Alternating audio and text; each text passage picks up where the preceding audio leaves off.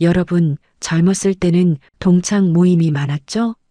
한 달에 한 번씩 만났죠? 근데 66세 넘어가면서 달라집니다. 모임이 하나씩 사라집니다. 왜 그럴까요? 저는 30년간 시니어 분들 사연을 들어온 작가입니다. 오늘은 특별한 분을 소개하겠습니다. 72세 할아버지입니다. 이분은 66세까지 동창 모임이 5개 있었습니다. 지금은 1개밖에 없습니다. 할아버지가 제게 말했습니다. 66세까지는 모임이 활발했어요.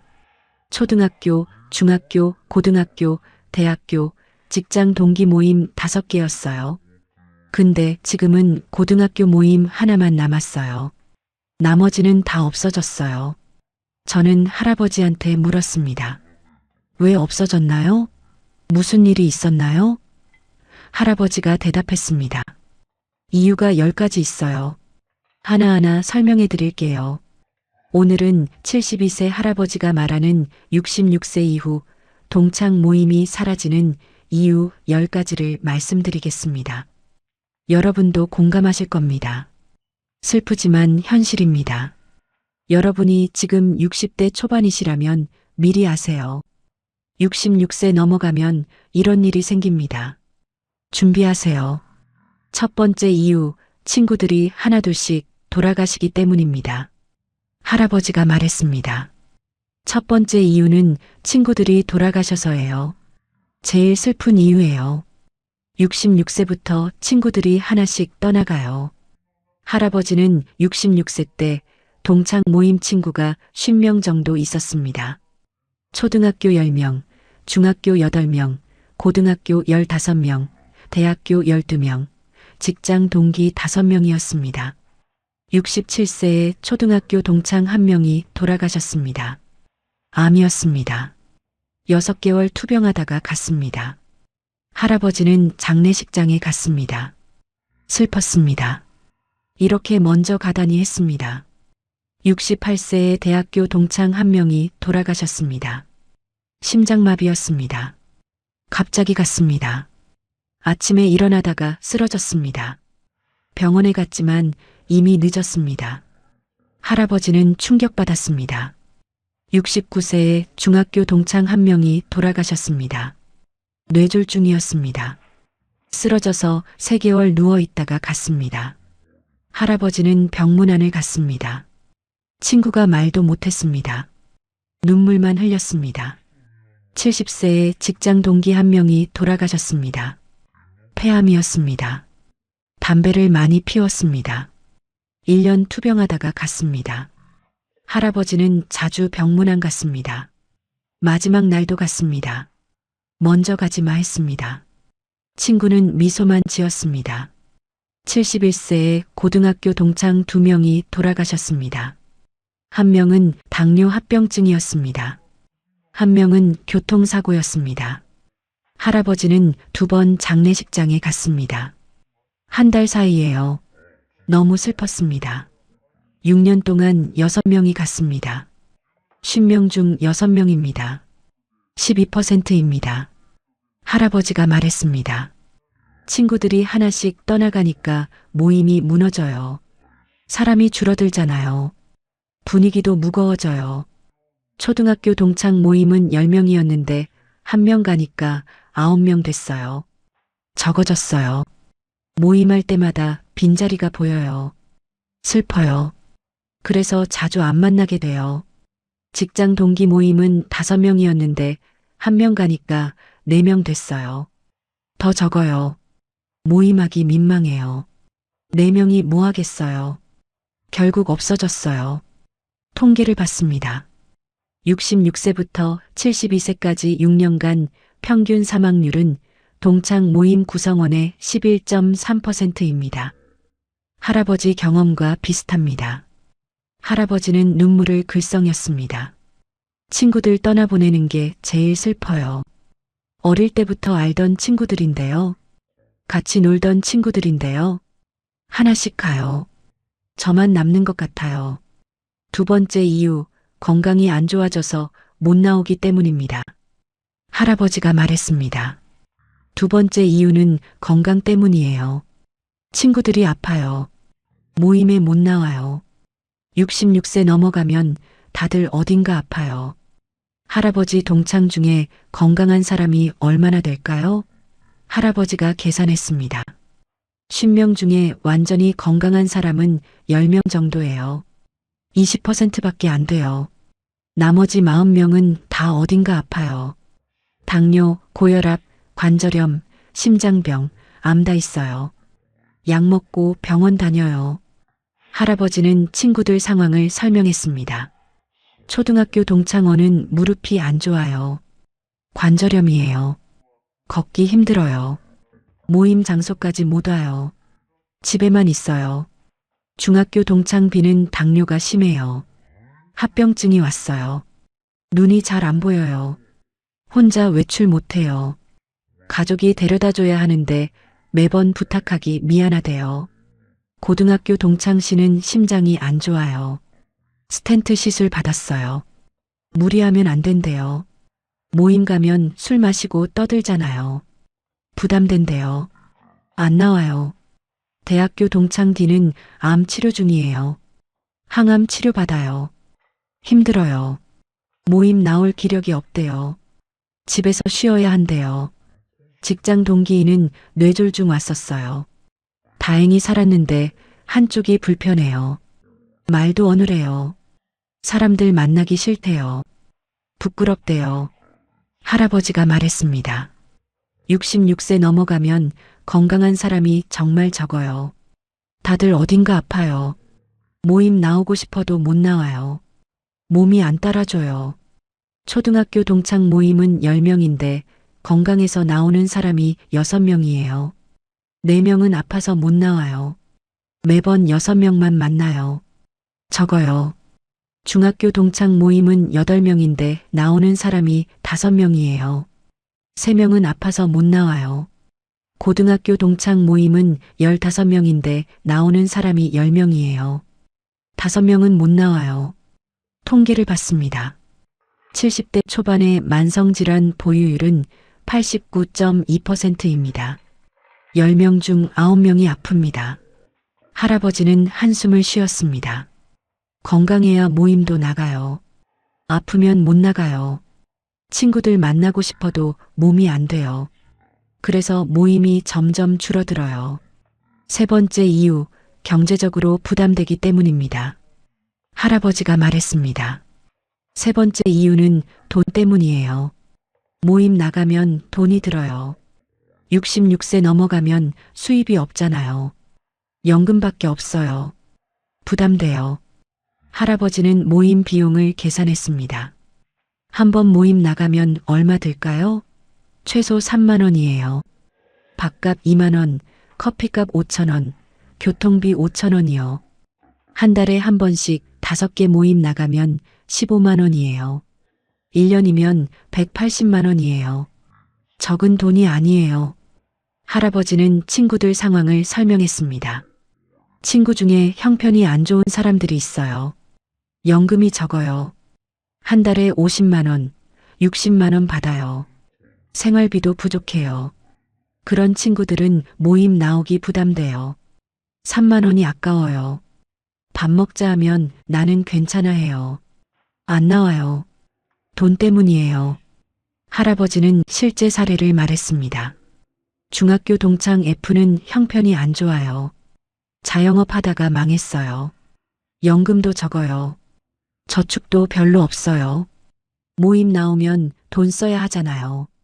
부담된대요. 처음에는 나왔어요. 근데 67세부터 안 나오기 시작했어요. 바빠서 하더니 몸이 안 좋아서 하더니 나중엔 연락도 안 받아요. 사실 돈 때문이에요. 알아요. 대학교 동창 지도 그래요. 형편이 어려워요. 자식들한테 돈 다 줬어요. 본인은 남은 게 없어요. 모임 나오면 돈 쓰잖아요. 부담돼서 안 나와요. 할아버지가 말했습니다. 모임 나가려면 돈이 필요해요. 3만 원이라도요. 젊을 때는 3만 원이 적은 돈이었어요. 근데 66세 넘어가면 수입이 없어요. 3만 원이 커 보여요. 한 달에 5번 나가면 15만 원이에요. 연금 100만 원 받는 사람한테는 15%예요. 많아요. 부담돼요. 통계를 봤습니다. 70대의 37.2%가 모임 참석을 경제적 이유로 줄였다고 답했습니다. 할아버지는 안타까워했습니다. 돈 때문에 친구 못 만나는 게 슬퍼요. 만나고 싶은데 돈이 없어서 못 만나요. 그래서 모임이 줄어들어요. 네 번째 이유, 멀리 사는 친구들이 많아지기 때문입니다. 할아버지가 말했습니다. 네 번째 이유는 거리 때문이에요. 친구들이 멀리 살아요. 66세 넘어가면 다들 이사 가요. 자식들 따라가요. 지방으로요. 할아버지는 66세 때를 떠올렸습니다. 그때는 친구들이 다 서울에 살았어요. 10명 중 45명이 서울에 살았어요. 5명만 지방에 살았어요. 모임하기 편했어요. 근데 지금은 달라요. 10명 중 25명만 서울에 살아요. 25명은 지방에 살아요. 절반이에요. 할아버지는 친구들이 왜 이사 갔는지 설명했습니다. 자식들이 지방에 살잖아요. 부산, 대구, 광주, 대전 이런데요. 자식들이 엄마 아빠 우리 근처로 오세요 해요. 친구들이 고민해요. 서울에 혼자 있을까 자식들 근처로 갈까 고민해요. 나이 들수록 자식이 필요해요. 아프면 도와줘야 하잖아요. 결국 가요. 자식들 근처로요. 할아버지는 실제 사례를 말했습니다. 초등학교 동창 H는 부산으로 갔어요. 아들이 부산에 살아요. 68세에 갔어요. 그 뒤로 모임 못 나와요. 부산에서 서울까지 오기 힘들잖아요. 고등학교 동창 아이는 대구로 갔어요. 딸이 대구에 살아요. 69세에 갔어요. 가끔 서울 오면 연락해요. 근데 1년에 한두 번이에요. 대학교 동창 제이는 광주로 갔어요. 아들이 광주에 살아요. 70세에 갔어요. 완전히 연락 끊겼어요. 서울 안 와요. 할아버지가 말했습니다. 친구들이 하나씩 지방으로 가요. 서울에 남은 친구가 점점 줄어들어요. 모임하기 힘들어져요. 초등학교 동창 10명 중 4명이 지방에 가서 6명만 남았어요. 중학교 동창 8명 중 3명이 가서 5명만 남았어요. 통계를 봤습니다. 65세 이후 자녀 거주지로 이주하는 비율이 6년간 평균 32.8%입니다. 할아버지는 아쉬워했습니다. 친구들이 멀리 가면 만나기 힘들어요. 기차 타고 버스 타고 와야 해요. 나이 들면 힘들어요. 그래서 모임이 줄어들어요. 5번째 이유, 공통화제가 없어지기 때문입니다. 할아버지가 말했습니다. 5번째 이유는 대화가 안 돼서예요. 66세 넘어가면 공통화제가 없어요. 할 얘기가 없어요.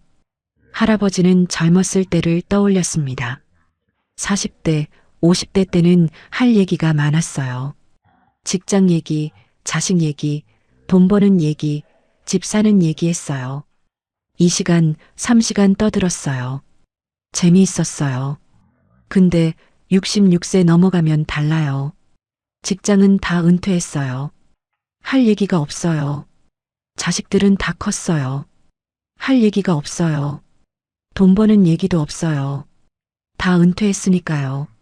할아버지가 말했습니다. 그럼 뭘 얘기하냐고요? 병 얘기, 죽음 얘기, 옛날 얘기만 해요. 맨날 똑같아요. 지겨워요. 할아버지는 최근 모임을 떠올렸습니다. 지난주에 고등학교 동창 모임 갔어요. 10명이 모였어요.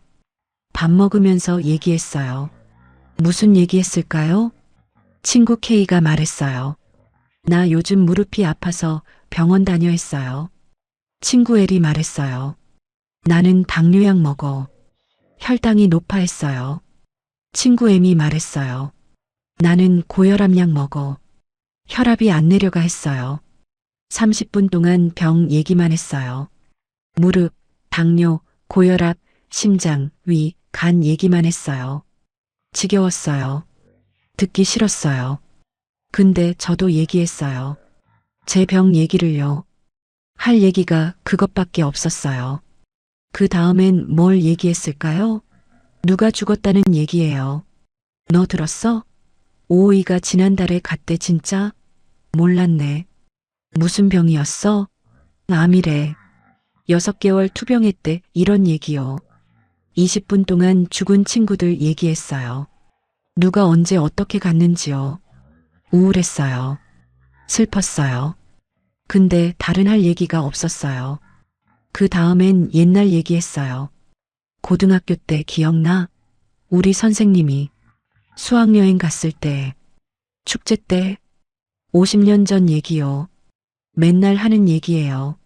10번도 넘게 들었어요. 지겨웠어요. 할아버지가 말했습니다. 모임 가도 재미없어요. 할 얘기가 없어요. 병 얘기, 죽음 얘기, 옛날 얘기만 해요. 맨날 똑같아요. 그래서 모임 가기 싫어져요. 친구애는 솔직하게 말했어요. 모임 가봤자 할 얘기가 없어. 맨날 똑같아. 병 얘기, 죽은 사람 얘기만 해. 우울해. 난 안 갈래. 그래서 안 나와요. 통계를 봤습니다. 70대의 68.4%가 모임에서 대화 소재 부족을 느낀다고 답했습니다. 할아버지는 한숨을 쉬었습니다. 공통 화제가 없으면 모임이 재미없어요. 가기 싫어져요. 그래서 모임이 줄어들어요. 6번째 이유, 서열과 체면 때문에 불편하기 때문입니다. 할아버지가 말했습니다. 6번째 이유는 서열과 체면 때문이에요. 66세 넘어가면 친구들 사이에 차이가 많이 나요. 불편해요. 할아버지는 설명했습니다. 젊었을 때는 다 비슷했어요. 직장 다니고 월급 받고 가족 있고 비슷했어요. 차이가 별로 없었어요. 근데 66세 넘어가면 달라요. 어떤 친구는 돈이 많아요. 집도 크고 차도 좋고 여유 있어요. 어떤 친구는 돈이 없어요. 연금도 적고 저축도 없고 힘들어요. 어떤 친구는 건강해요. 골프 치고 등산 가고 여행 다녀요. 어떤 친구는 아파요. 병원 다니고 약 먹고 집에만 있어요. 어떤 친구는 자식이 잘 됐어요. 대기업 다니고 돈 잘 벌어요. 손주도 좋은 학교 다녀요. 어떤 친구는 자식이 힘들어요. 실직했거나 사업 망했어요. 할아버지가 말했습니다. 이렇게 차이가 나니까 모임이 불편해요. 돈 많은 친구는 비싼 곳 가자고 해요. 돈 없는 친구는 부담돼요. 건강한 친구는 골프 치자고 해요. 아픈 친구는 못해요. 자식 잘 된 친구는 자식 자랑해요. 자식 힘든 친구는 듣기 싫어요. 할아버지는 실제 사례를 말했습니다. 대학교 동창 모임에 친구가 있어요. 이 친구는 사업 성공했어요. 돈이 많아요. 모임 올 때마다 비싼 옷 입고 비싼 차 타고 와요. 밥 먹을 때 비싼 곳 가자고 해요. 여기 괜찮대. 1인당 5만 원이래. 가자 해요. 다른 친구들은 부담돼요. 5만 원이 비싸요. 근데 오 친구 때문에 가야 해요. 또 자식 자랑해요. 우리 아들이 대기업 임원이야. 손주가 의대 갔어 해요. 다른 친구들은 듣기 싫어요. 본인 자식은 그렇지 않거든요. 비교되니까 기분 나빠요. 친구 피는 반대예요. 형편이 안 좋아요. 모임 올 때마다 눈치 봐요. 밥값 낼 때 부담스러워해요. 말도 별로 안 해요.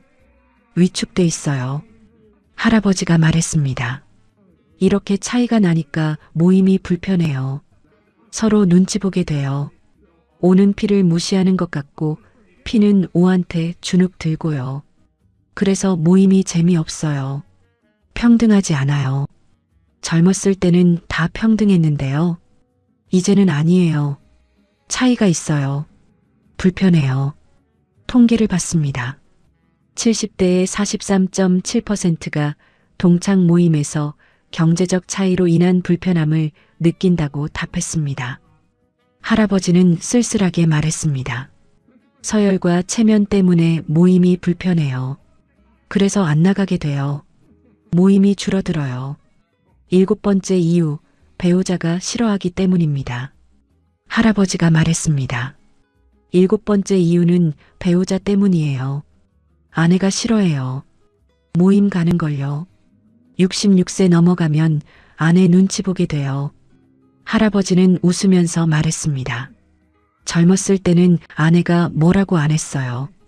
동창 모임 간다 하면 다녀와 했어요. 이해해줬어요. 근데 66세 넘어가면 달라요. 은퇴했잖아요. 집에 있잖아요. 아내랑 같이 있잖아요. 그런데 모임 간다고 하면 아내가 뭐라고 해요? 할아버지는 아내의 말을 흉내냈습니다. 또 나가? 맨날 나가네. 나는 혼자 집에 있고 당신만 맨날 나가. 친구가 뭐가 그렇게 좋아? 밥값도 드는데 왜 자꾸 나가? 집에서 밥 먹으면 되지. 돈 아껴야지. 나는 친구도 안 만나고 집에만 있는데 당신만 맨날 나가. 나이 들어서 뭐하러 그렇게 자주 만나? 한 달에 한 번이면 되지. 맨날 만나면 뭐해? 할 얘기도 없으면서. 할아버지가 말했습니다. 아내 말도 맞아요. 제가 맨날 나가긴 해요. 한 달에 5번 나가니까요. 아내는 집에 혼자 있고요. 섭섭하죠. 그래서 요즘은 모임 가기 전에 아내 눈치를 봐요. 오늘 동창 모임 있는데 가도 될까? 물어봐요. 아내가 또 하면 못 가요. 가면 나중에 잔소리 들어요. 할아버지는 친구들 상황을 설명했습니다. 친구 크유는 아내 눈치 보느라 모임 거의 못 나와요. 아내가 엄격해요. 한 달에 한 번만 나가 해요. 크유는 따라요. 그래서 5개 모임 중 1개밖에 못 나와요. 친구 아내가 아파요. 혼자 두고 못 나가요. 아내가 나 혼자 두고 어딜 가 해요. 집에 있어야 해요. 모임 못 나와요. 친구 S는 아내랑 사이가 안 좋아요. 싸워요. 아내가 당신이 맨날 나가니까 우리 관계가 나빠진 거야 해요. S는 미안해서 모임 안 나가요. 할아버지가 말했습니다. 66세 넘어가면 아내가 중요해요. 아내가 싫어하면 모임 못 가요.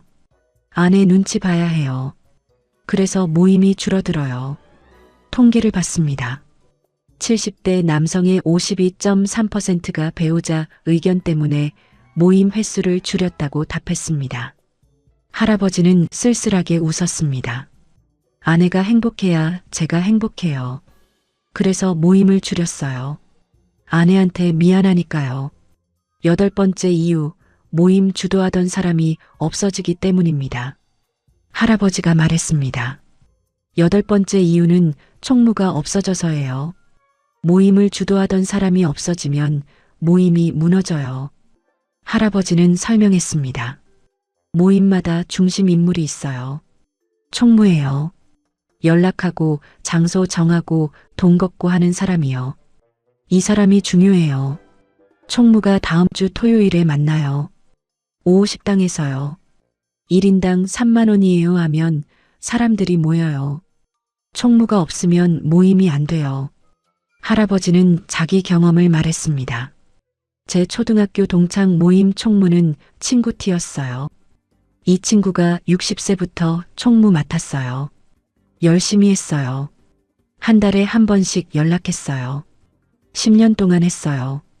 근데 T가 70세에 건강이 안 좋아졌어요. 암이 왔어요. 총무 못하겠다고 했어요. 다른 사람이 맡아야 했어요.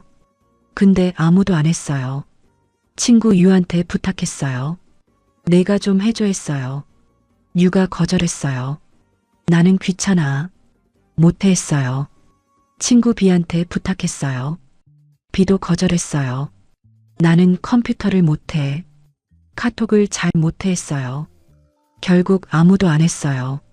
총무가 없으니까 모임이 안 됐어요. 1년 동안 한 번도 안 만났어요. 그렇게 모임이 없어졌어요. 할아버지는 다른 사례도 말했습니다. 제 직장 동기 모임 총무는 친구 더벌류였어요. 이 친구가 부산으로 이사 갔어요. 68세 때요. 멀리 가니까 총무 못하겠다고 했어요. 다른 사람이 맡아야 했어요. 근데 아무도 안 했어요. 귀찮아, 못해, 바빠 다들 거절했어요. 결국 모임이 없어졌어요. 할아버지가 말했습니다. 모임은 총무가 중요해요. 총무가 움직여야 모임이 돼요. 총무가 없으면 모임이 안 돼요. 다들 그냥 기다리기만 해요. 누가 연락하기를 기다려요. 근데 아무도 안 해요. 66세 넘어가면 총무하기 싫어해요. 귀찮아요. 힘들어요. 연락하고 장소 정하고 돈 계산하고 다 귀찮아요. 그래서 아무도 안 해요. 모임이 없어져요. 통계를 봤습니다. 사라진 동창 모임의 71.2%가 주도자, 부재가 원인이었습니다. 할아버지는 안타까워했습니다. 총무 한 명만 있으면 모임이 계속되는데요. 없으면 무너져요. 그래서 모임이 사라져요. 9번째 이유, 술을 못 마시게 되기 때문입니다. 할아버지가 말했습니다. 9번째 이유는 술 때문이에요. 66세 넘어가면 술을 못 마셔요. 모임의 재미가 없어져요. 할아버지는 젊었을 때를 떠올렸습니다. 40대, 50대 때는 모임 가면 술을 마셨어요. 소주 한두 병씩 마셨어요. 취했어요. 떠들었어요. 웃었어요. 재미있었어요. 술 마시면 기분이 좋아져요. 평소에 못하던 얘기도 해요. 야, 사실은 말이야. 하면서요. 속마음을 얘기해요. 가까워져요. 술이 모임을 재미있게 만들었어요. 근데 66세 넘어가면 달라요. 술을 못 마셔요. 왜냐고요? 건강 때문이에요. 당뇨 있으면 술 못 마셔요. 고혈압 있으면 술 못 마셔요. 간이 안 좋으면 술 못 마셔요. 약 먹으면 술 못 마셔요. 할아버지가 말했습니다. 저도 술을 끊었어요. 68세 때요. 당뇨가 왔거든요. 의사 선생님이 술 끊으세요 했어요. 어쩔 수 없었어요. 끊었어요. 처음에는 힘들었어요. 모임 가면 친구들은 소주 마시는데 저만 물 마셨어요. 재미없었어요. 어색했어요. 친구들은 취해서 떠드는데 저만 멀쩡했어요. 끼지 못했어요. 할아버지는 친구들 상황을 설명했습니다. 친구 X는 간이 안 좋아요. 술 절대 못 마셔요. 모임 가도 재미없대요. 다들 술 마시는데 혼자 못 마시니까요. 그래서 모임 안 나와요. 친구 Y는 약을 먹어요. 혈압약이요. 술이랑 같이 먹으면 안 된대요.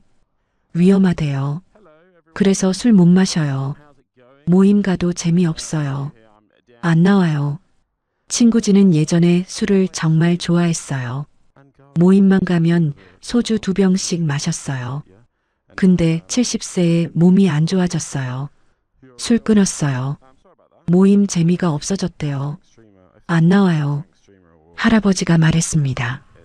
모임 가면 10명 중에 술 마시는 사람이 4명밖에 안 돼요. 6명은 못 마셔요. 건강 때문에요. 예전에는 10명 다 마셨는데요. 술 못 마시는 사람들끼리 모이면 어때요? 재미없어요. 물만 마시고 차만 마시고요. 조용해요. 떠들지도 않아요. 웃지도 않아요. 어색해요. 그래서 모임이 재미없어요. 술이 빠지니까요. 젊었을 때는 술이 모임을 살렸는데요. 이제는 술이 없어요. 모임이 재미없어요. 통계를 봤습니다.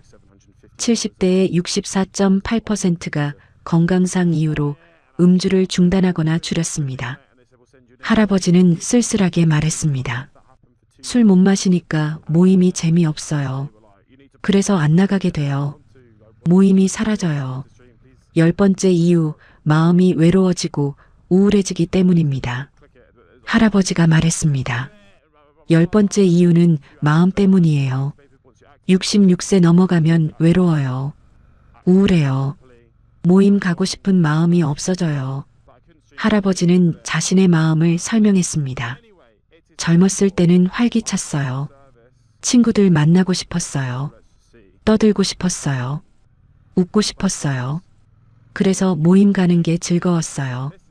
근데 66세 넘어가면서 마음이 달라졌어요. 외로워졌어요. 아내가 67세에 돌아가셨거든요. 혼자 남았어요. 집에 혼자 있어요. 외로워요. 우울해졌어요. 친구들이 하나씩 떠나가요. 건강도 안 좋아져요. 나이 들었다는 게 실감돼요.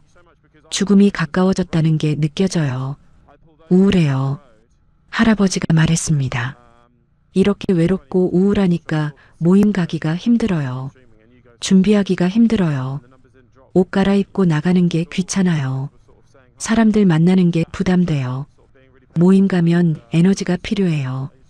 밝게 웃어야 하고 대화도 해야 하고요. 근데 에너지가 없어요. 외롭고 우울하니까요. 그냥 집에 있고 싶어요. 66세 넘어가면 다들 외롭고 우울해요.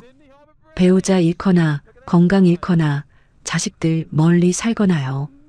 힘들어요. 이렇게 마음이 힘드니까 모임 가기가 부담돼요. 에너지가 없어요. 그냥 집에 있고 싶어요. 그래서 모임 안 나가게 돼요. 통계를 봤습니다. 70대의 33.7%가 우울감을 경험하고 있으며 이 중 72.4%가 사회활동 참여를 줄였습니다. 할아버지는 눈물을 글썽였습니다. 외롭고 우울하니까 모임도 가기 싫어요. 그래서 모임이 사라져요. 슬픈 현실이에요. 72세 할아버지가 지금 남은 단 하나의 모임. 할아버지가 말했습니다. 저는 66세 때 동창 모임이 5개 있었어요. 초등학교, 중학교, 고등학교, 대학교, 직장 동기요. 지금은 하나밖에 없어요. 고등학교 동창 모임만 남았어요. 저는 할아버지한테 물었습니다. 왜 고등학교 모임만 남았나요? 다른 건 왜 없어졌나요? 할아버지가 설명했습니다. 초등학교 동창 모임은 68세에 없어졌어요. 총무가 아파서 못하게 됐거든요. 다른 사람이 안 했어요. 그렇게 없어졌어요. 중학교 동창 모임은 69세에 없어졌어요. 사람이 너무 적어졌어요. 8명이었는데 3명이 지방 가고 2명이 아파서 못 나오고 1명이 돌아가시고요. 2명만 남았어요. 2명이 뭐 하겠어요. 없어졌어요. 대학교 동창 모임은 70세에 없어졌어요. 서로 차이가 너무 났어요. 잘 사는 친구, 못 사는 친구 차이가 컸어요. 분위기가 불편했어요. 자연스럽게 안 만나게 됐어요. 직장 동기 모임은 71세에 없어졌어요. 5명이었는데 1명이 돌아가시고 1명이 부산 가고 1명이 경제적으로 힘들어서 안 나오고요. 2명만 남았어요. 없어졌어요. 고등학교 동창 모임만 남았어요. 왜 남았을까요? 여러 이유가 있어요. 할아버지는 고등학교 모임이 남은 이유를 설명했습니다. 첫째, 총무가 있어요. 친구 디디가 총무예요. 이 친구가 건강해요. 열심히 해요. 한 달에 한 번씩 연락해요. 다음 주 토요일 만나요 해요. 그래서 모임이 계속돼요. 둘째, 사람이 적당히 많아요. 15명이었는데 지금 10명 남았어요. 2명 돌아가시고 3명 지방 갔어요. 10명이면 적당해요. 너무 많지도 적지도 않아요. 셋째, 다들 비슷해요. 경제적으로 비슷해요. 아주 잘 사는 사람도 없고 아주 못 사는 사람도 없어요. 비슷해요.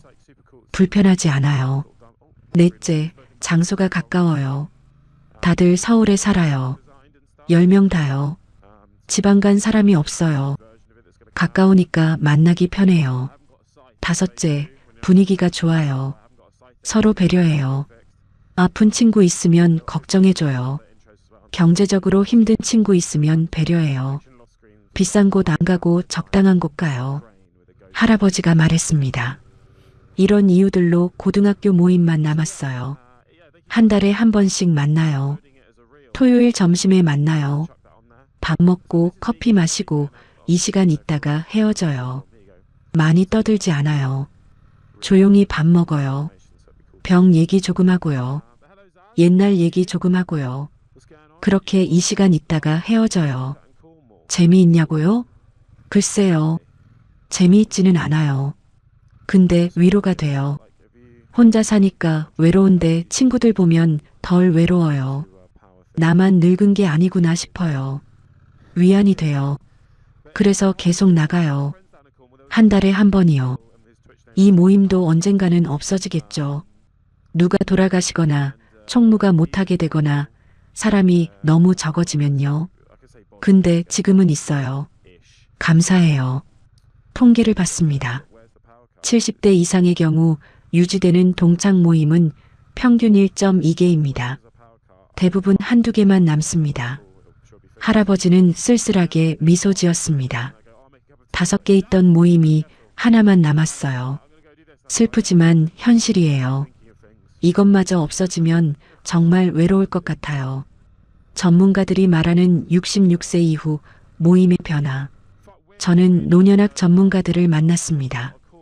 66세 이후 동창 모임이 왜 사라지는지 물어봤습니다. 전문가들이 답했습니다.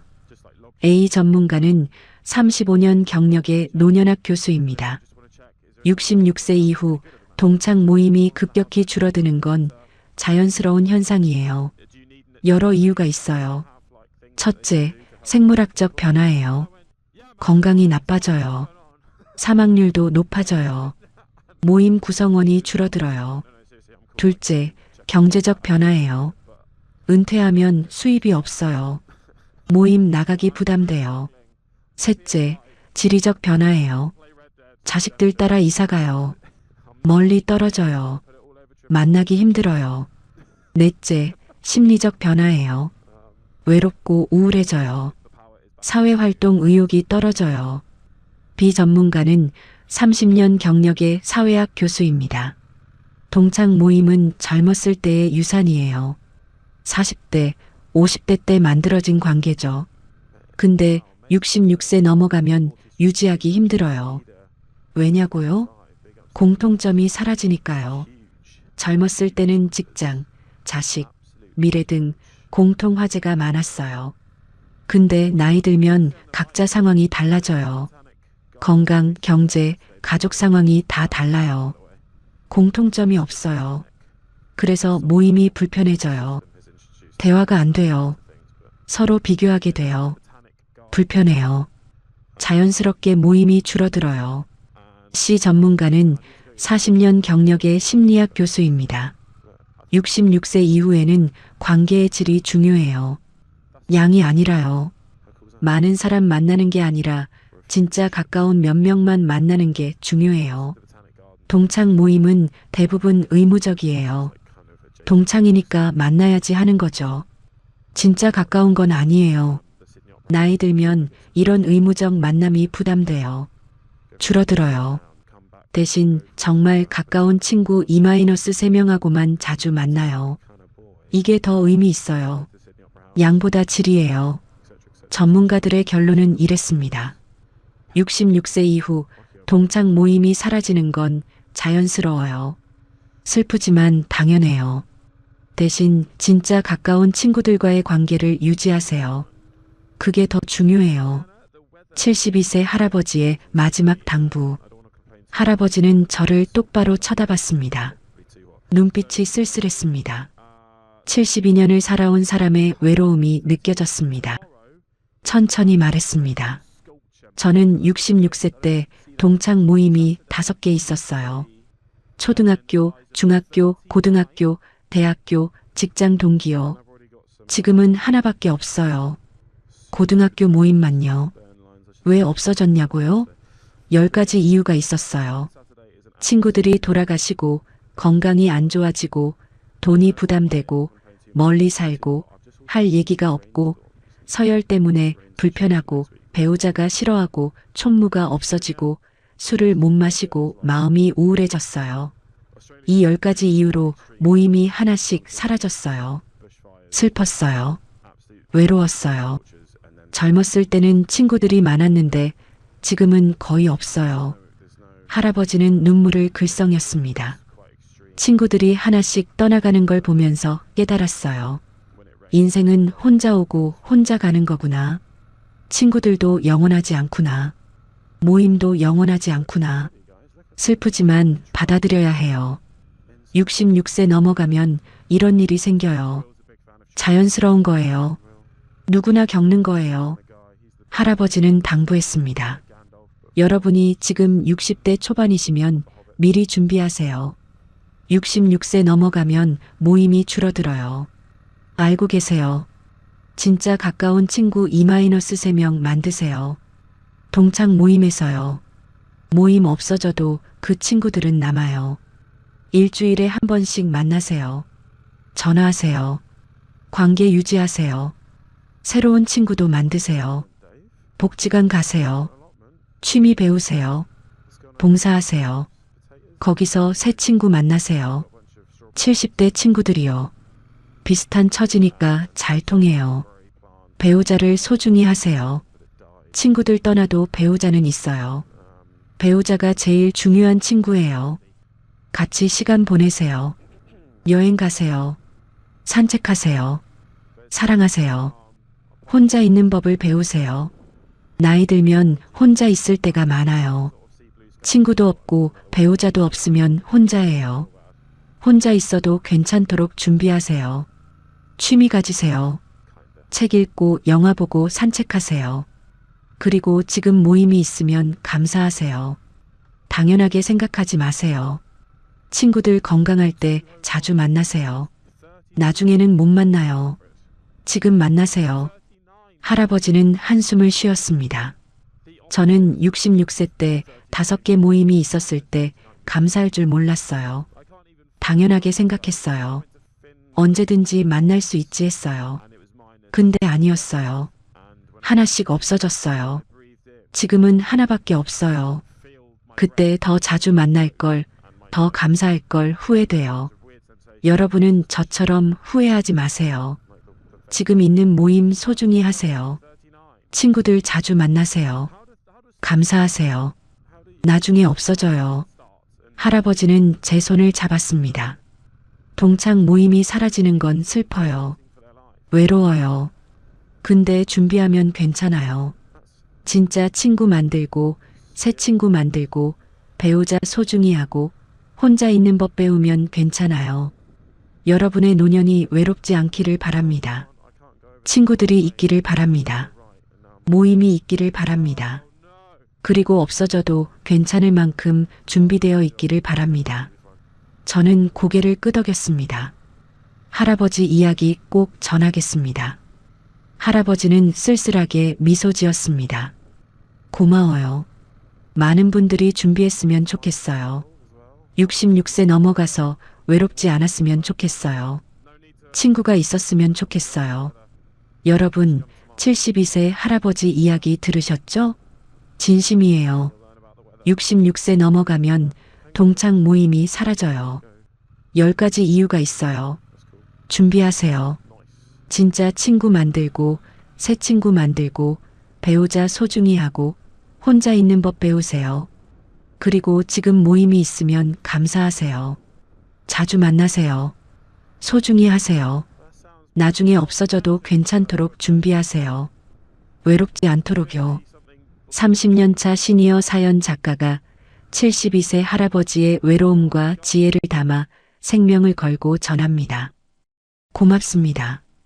준비하세요. 친구 소중히 하세요. 꼭요. 요즘 66세 이후 동창 모임이 점점 사라지는 10가지 이유. 절대 잊지 마세요. 준비하세요. 지금요. 68세 이후에 얼마가 있어야 안정적으로 살 수 있을까요? 1억? 2억? 3억? 정답이 있을까요?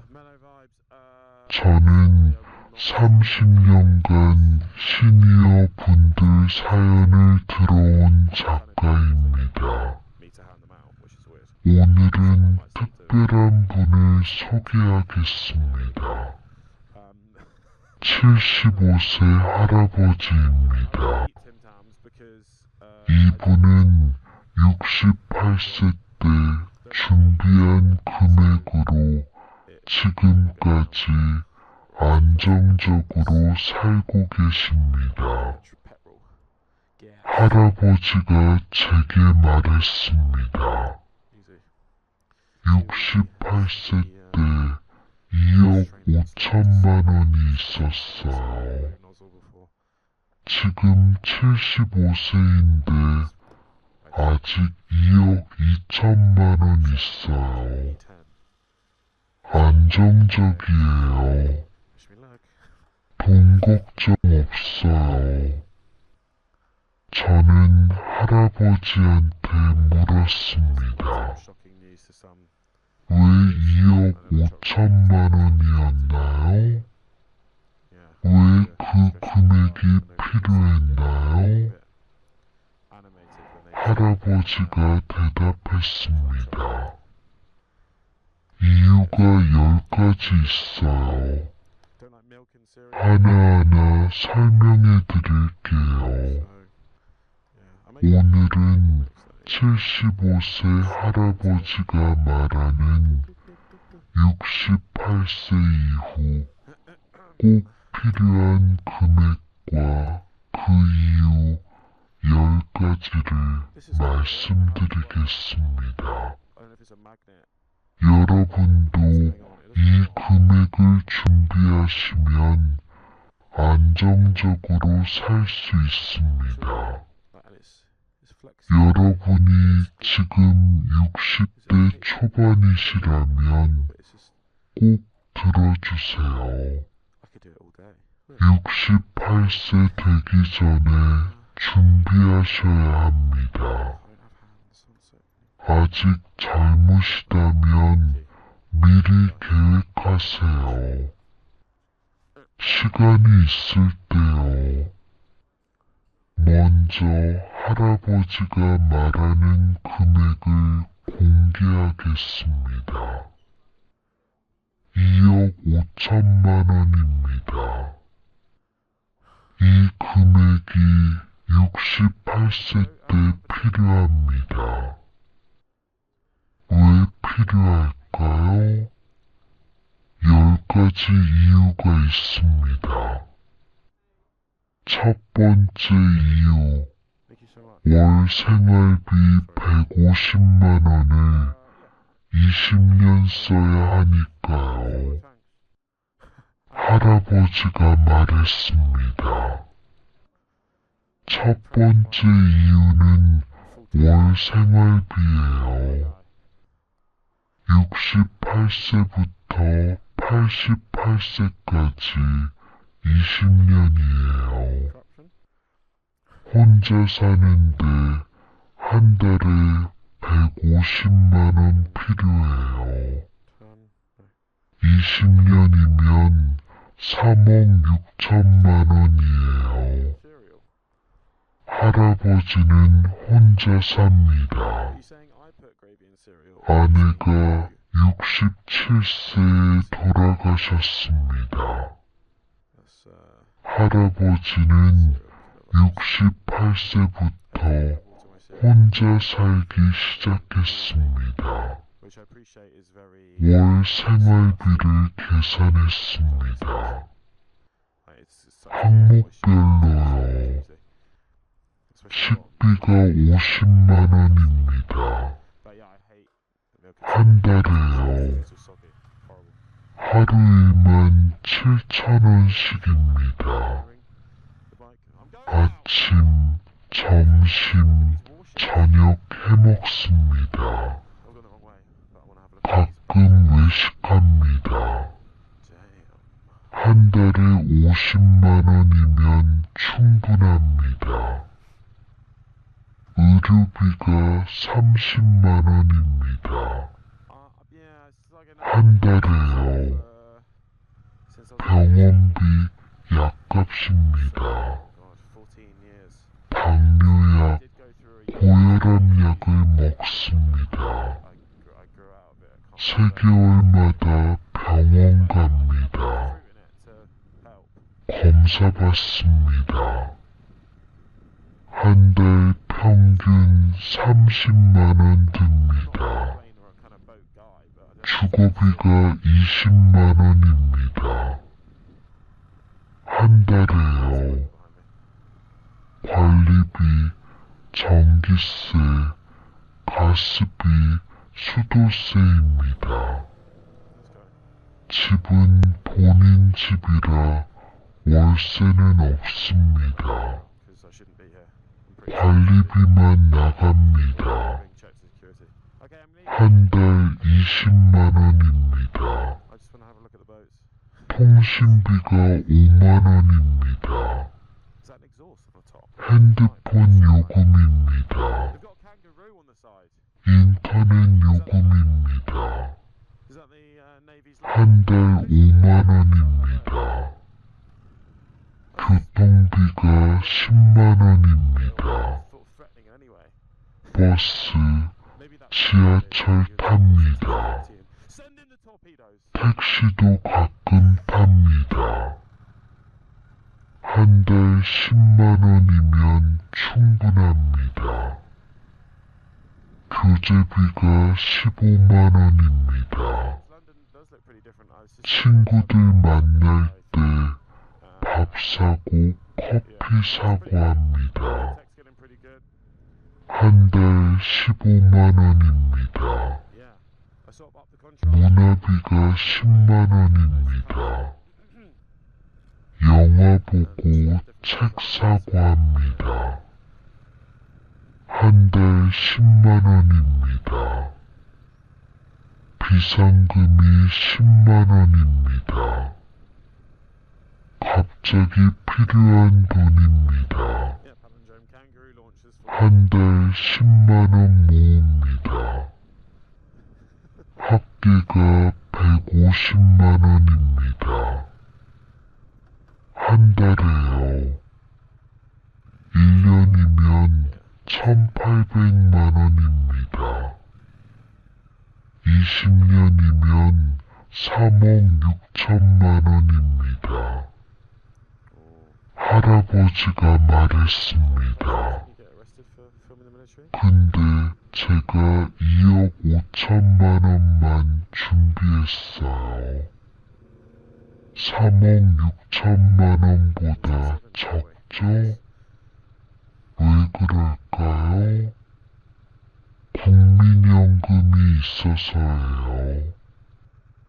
할아버지는 국민연금을 70세부터 받기 시작했습니다. 한 달에 85만원 받습니다. 늦게 받아서 더 많이 받습니다. 1년이면 1020만원입니다. 70세부터 88세까지 18년이에요.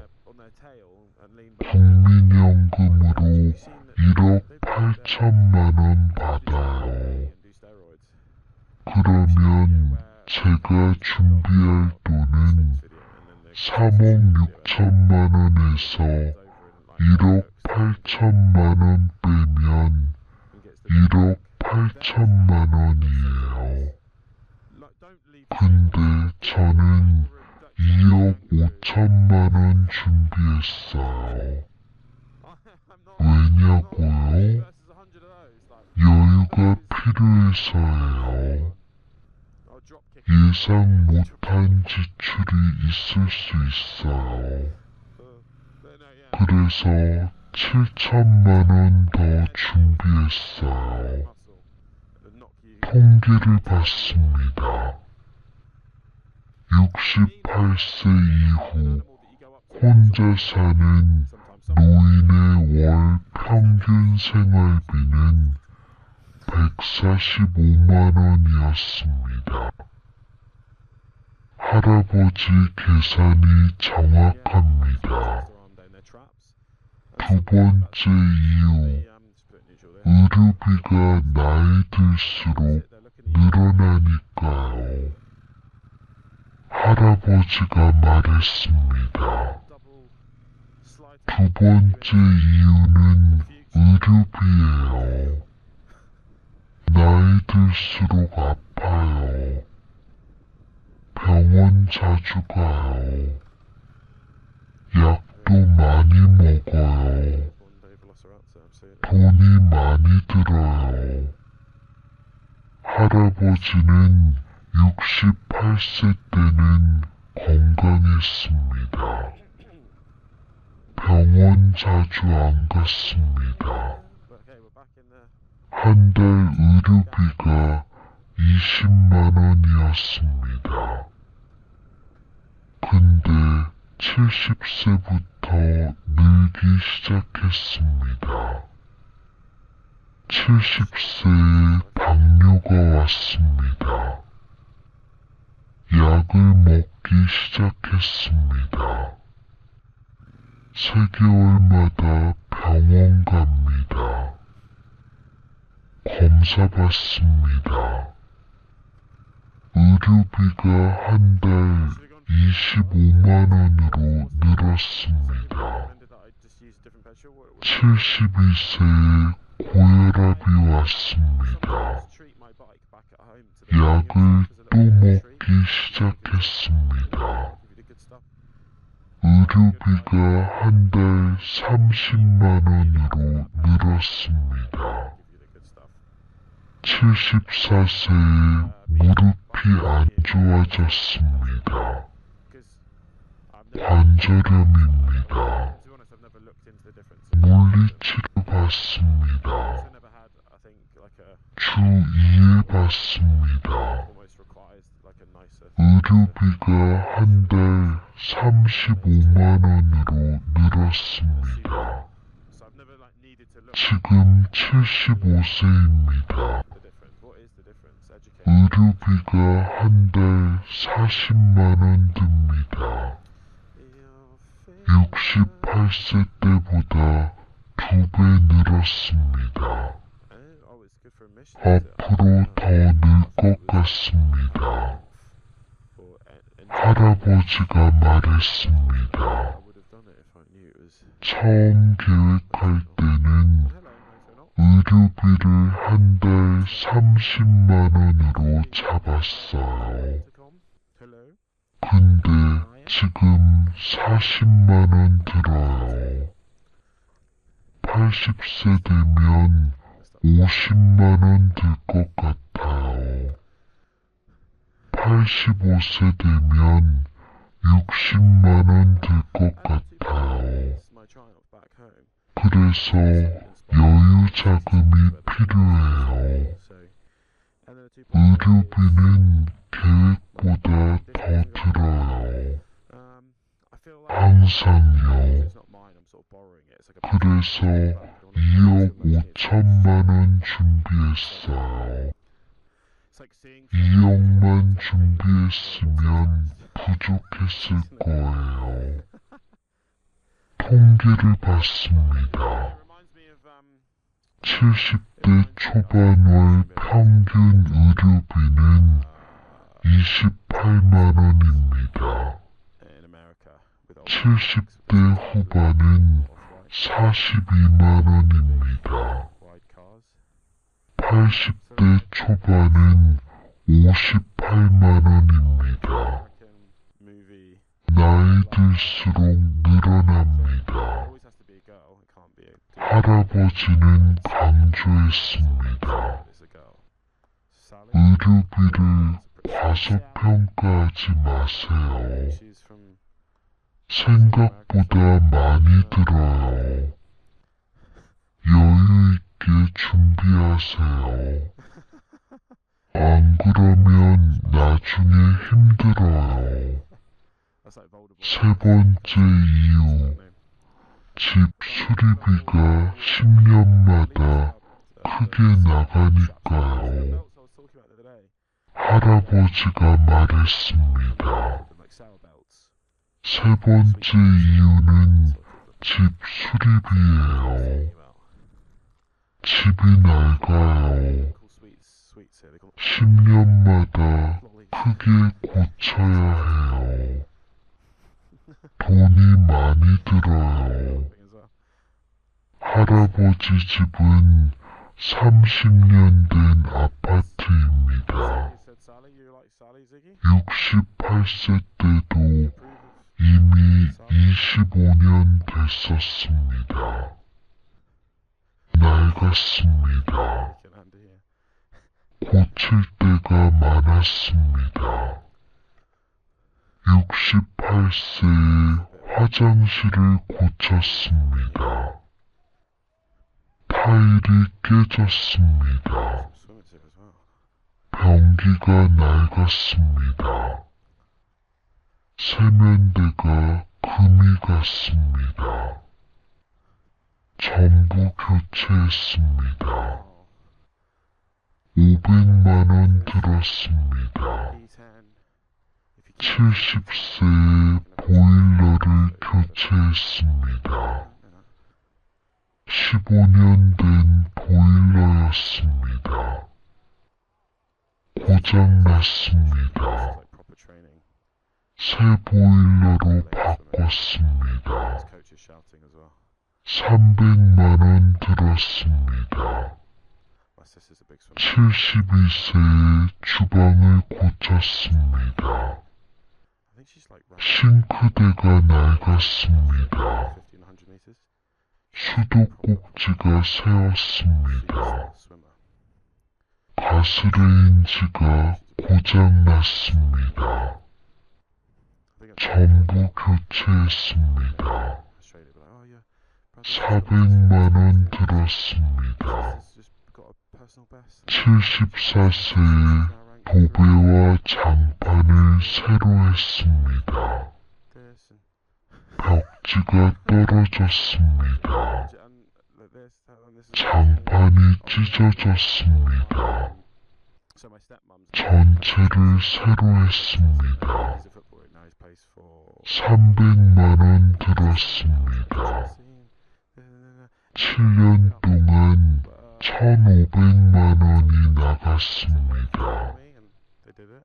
집 수리비로요. 할아버지는 예상했습니다. 앞으로 더 들 거예요. 집이 계속 낡으니까요. 할아버지가 말했습니다. 78세쯤엔 창문을 바꿔야 할 것 같아요. 30년 넘은 창문이거든요. 새는 데가 많아요. 바람도 들어와요. 전체 교체하면 500만 원 들 거예요. 82세쯤엔 전기 배선을 고쳐야 할 것 같아요. 35년 넘으면 위험하대요. 합선 위험이 있대요. 전체 교체하면 400만 원 들 거예요. 85세쯤엔 베란다 샤시를 바꿔야 할 것 같아요. 많이 낡았거든요. 전체 교체하면 600만 원 들 거예요. 88세까지 살면 집 수리비로 3,000만 원 정도 들 것 같아요. 많죠? 근데 안 고칠 수가 없어요. 살아야 하니까요. 할아버지는 계획을 세웠습니다. 그래서 2억 5천만 원 준비할 때 집 수리비 3천만 원을 포함했어요. 안 그러면 나중에 큰일 나요. 통계를 봤습니다. 68세 이후 20년간 평균 집 수리비는 2,800만 원입니다. 할아버지 계산이 정확합니다. 할아버지는 당부했습니다. 집 수리비 꼭 준비하세요. 생각보다 많이 들어요. 10년마다 크게 고쳐야 해요. 여유 있게 준비하세요. 네 번째 이유, 경조사비가 생각보다 많이 들어가니까요. 할아버지가 말했습니다. 네 번째 이유는 경조사비예요. 친구들, 친척들 경조사가 많아요. 돈이 생각보다 많이 들어요. 할아버지는 친구가 10명 있습니다. 친척도 많습니다. 조카가 6명입니다. 사촌도 많습니다. 경조사가 자주 있습니다. 68세부터 75세까지 7년 동안 경조사가 얼마나 있었을까요? 할아버지가 계산했습니다. 친구 결혼식이 있었습니다. 친구 자식 결혼식입니다. 7년간 5번 있었습니다. 한 번에 10만 원씩 줬습니다. 50만 원 나갔습니다. 조카 결혼식이 있었습니다. 7년간 3번 있었습니다. 한 번에 30만 원씩 줬습니다. 90만 원 나갔습니다. 친구 장례식이 있었습니다. 7년간 4번 있었습니다. 친구들이 돌아가셨습니다. 한 번에 10만 원씩 줬습니다. 40만 원 나갔습니다. 친척 장례식이 있었습니다. 7년간 6번 있었습니다. 한 번에 10만 원씩 줬습니다. 60만 원 나갔습니다. 돌잔치가 있었습니다. 손주 돌잔치, 조카 손주 돌잔치입니다. 7년간 4번 있었습니다. 한 번에 10만 원씩 줬습니다. 40만 원 나갔습니다. 7년 동안 280만 원이 나갔습니다. 경조사비로요. 1년 평균 40만 원입니다. 할아버지가 말했습니다. 앞으로는 더 많이 들 거예요. 나이 들수록 장례식이 많아지거든요. 친구들이 돌아가시니까요. 78세부터 88세까지 10년 동안 장례식이 10번은 있을 것 같아요. 친구 10명 중에 서너 명은 돌아가실 거예요. 한 번에 10만 원이면 100만 원이에요. 조카들 자식 결혼식도 있을 거예요. 10년 동안 5번은 있을 것 같아요. 한 번에 10만 원이면 50만 원이에요. 손주 결혼식도 있을 거예요. 손주가 셋인데요. 10년 동안 한두 번은 결혼할 것 같아요. 한 번에 100만 원은 줘야죠. 200만 원이에요. 10년 동안 350만 원 정도 들 것 같아요. 그러면 68세부터 88세까지 20년간 총 600만 원 정도 들어요. 할아버지는 계획을 세웠습니다. 그래서 2억 5천만 원 준비할 때 경조사비 600만 원을 포함했어요. 작은 돈 같지만 모이면 커요. 통계를 봤습니다.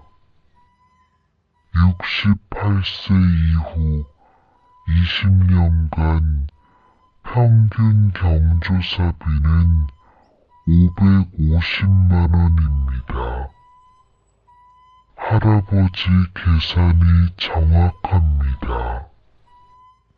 할아버지는 당부했습니다. 경조사비 꼭 준비하세요. 생각보다 많이 나가요. 안 내면 관계가 나빠져요. 꼭 준비하세요. 5번째 이유, 자식 도와줄 돈이 필요하니까요. 할아버지가 말했습니다. 5번째 이유는 자식 도와주는 돈이에요. 자식이 힘들 때가 있어요. 도와줘야 해요. 그 돈이 필요해요.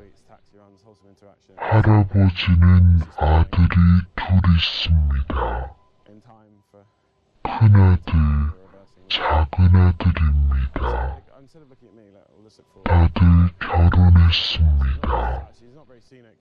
손주가 셋입니다. 아들들이 잘 살면 좋겠지만 가끔 힘들 때가 있습니다. 69세 때 큰아들이 실직했습니다. 회사가 구조조정을 했습니다. 큰아들이 잘렸습니다.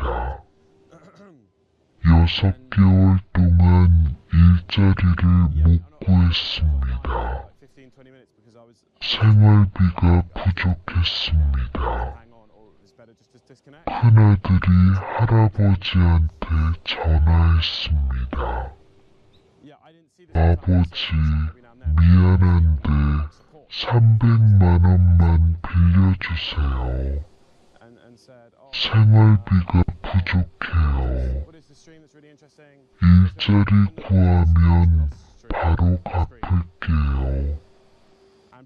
할아버지는 고민하지 않았습니다. 바로 줬습니다. 300만 원을요. 갚지 않아도 돼.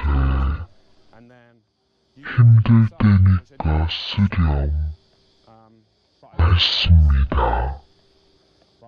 큰아들이 고마워했습니다. 71세 때 작은아들이 사업을 시작했습니다. 작은 가게를 열었습니다. 초기 자금이 부족했습니다. 작은아들이 할아버지한테 전화했습니다.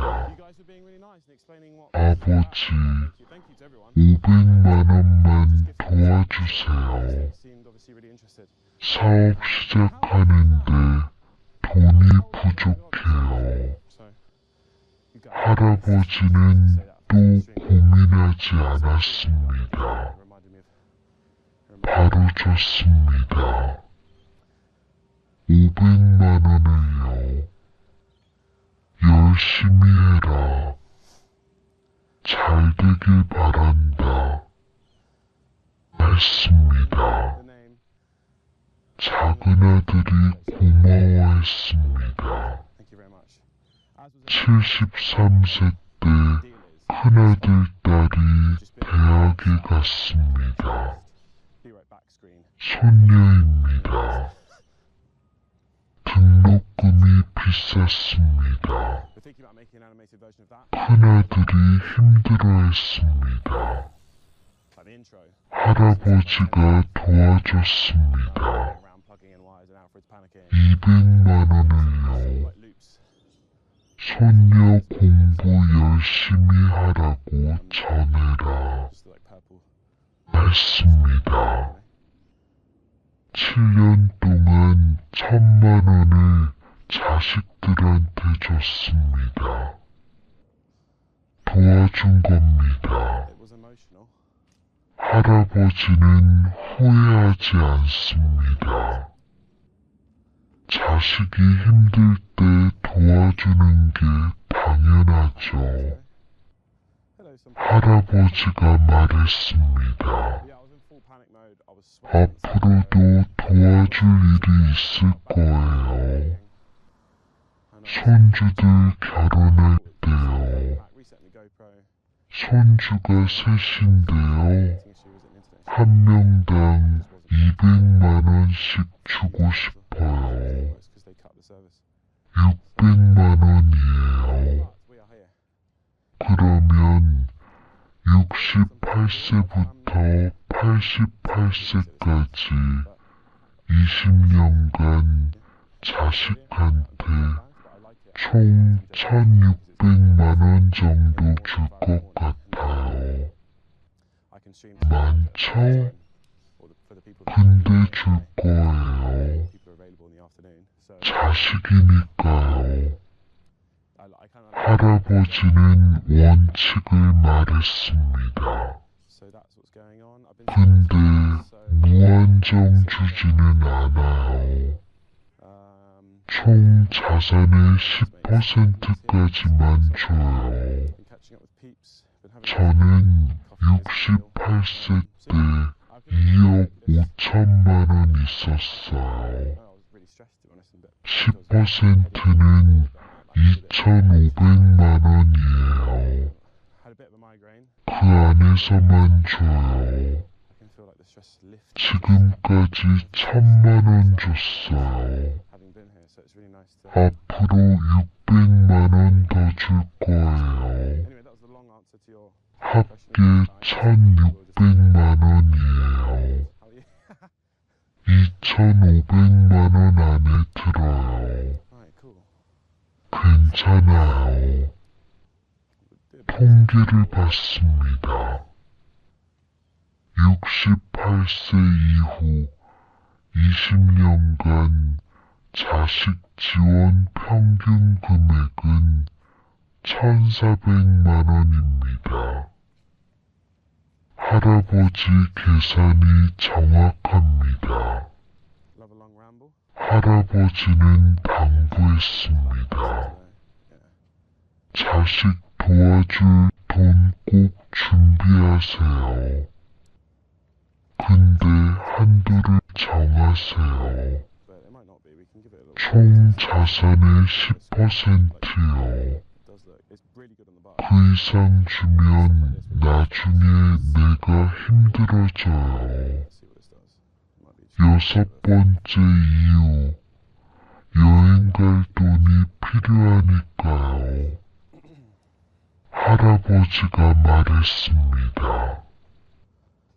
여섯 번째 이유는 여행비예요. 늙어도 여행 가고 싶어요. 구경하고 싶어요. 그 돈이 필요해요. 할아버지는 68세부터 75세까지 여행을 많이 갔습니다. 건강할 때 가야 한다고 생각했습니다. 나중에는 못 갈 수도 있으니까요. 68세에 제주도에 갔습니다. 친구 둘이랑 갔습니다. 2박 3일 갔습니다.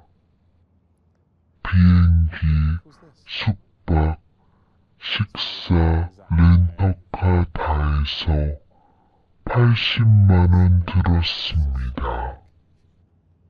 즐거웠습니다. 69세에 부산에 갔습니다. 혼자 갔습니다. 1박 2일 갔습니다.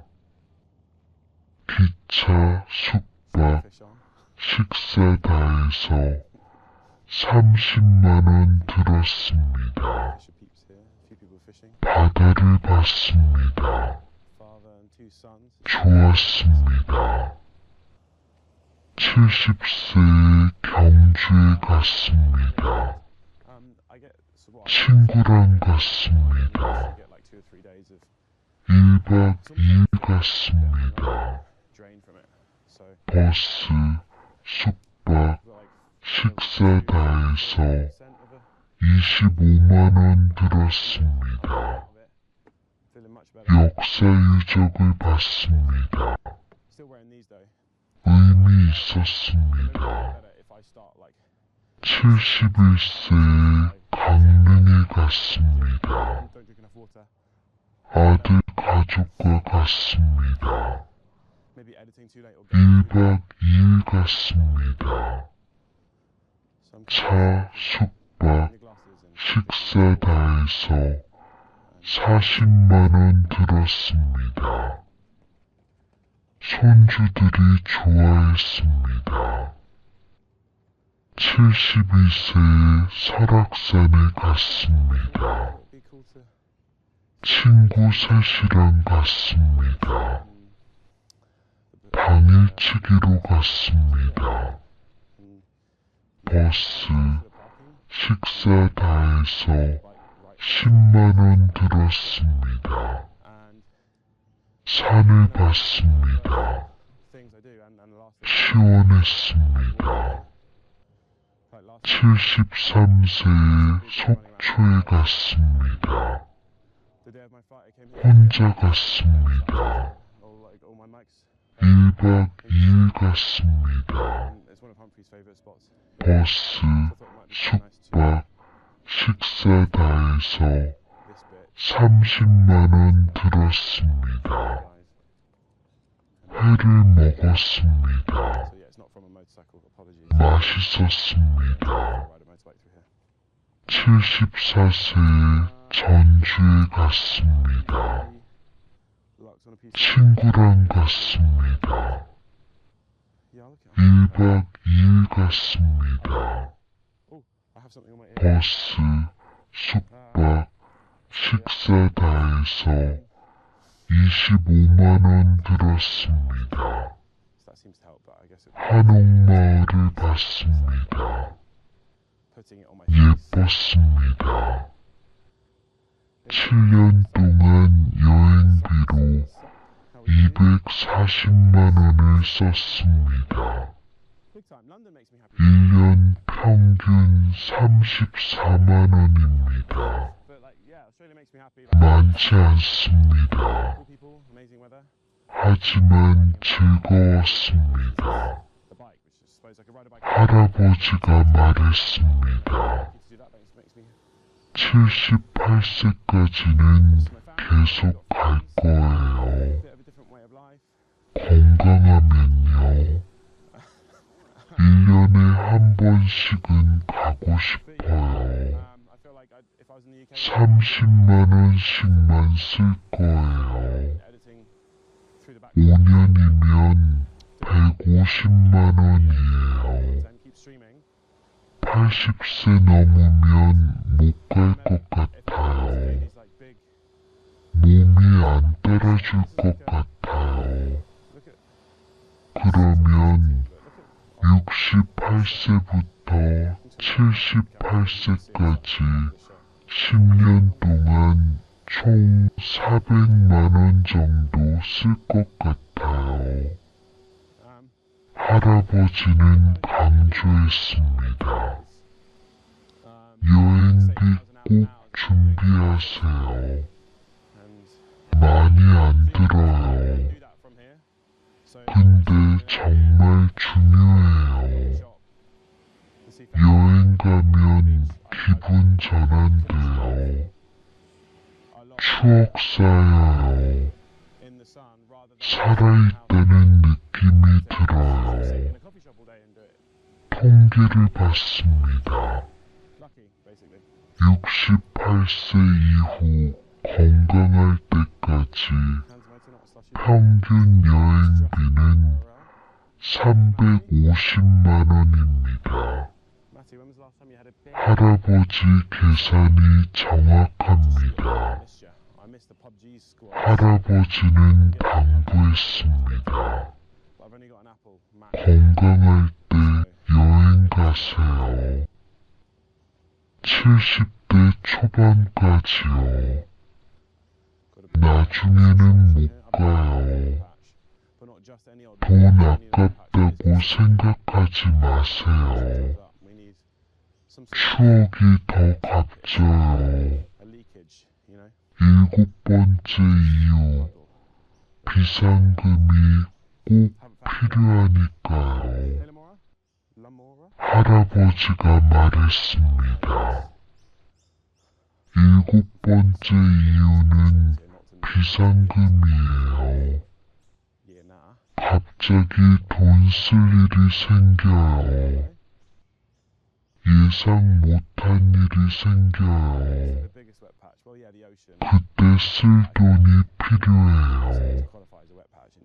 할아버지는 68세부터 75세까지 예상 못한 일이 여러 번 있었습니다.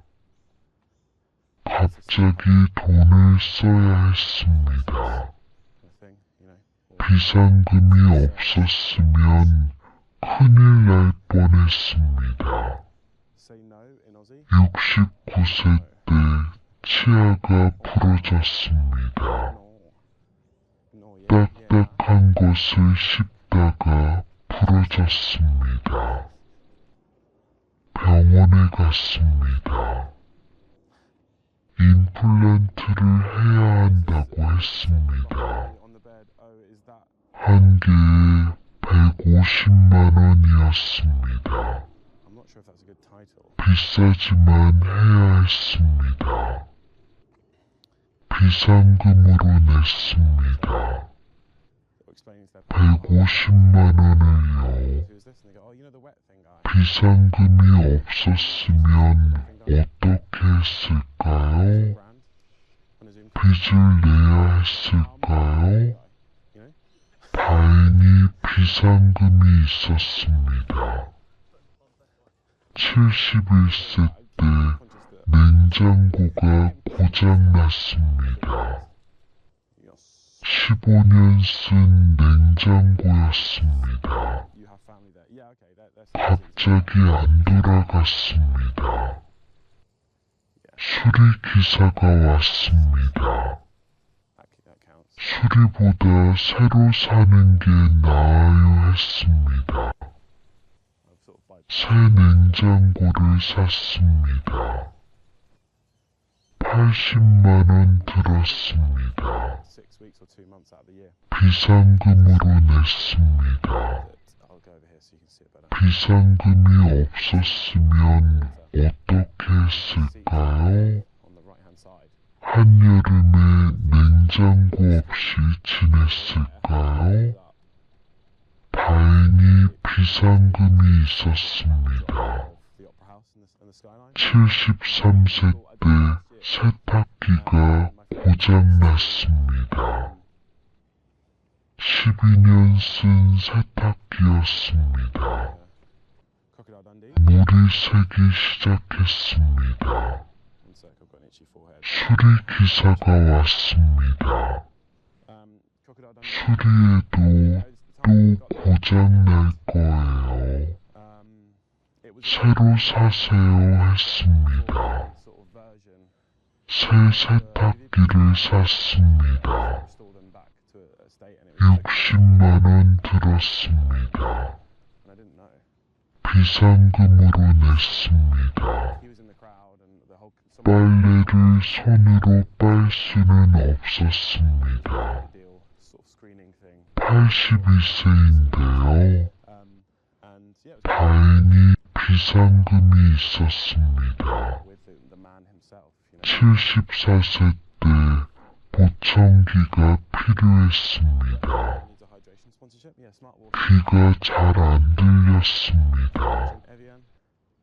병원에 갔습니다.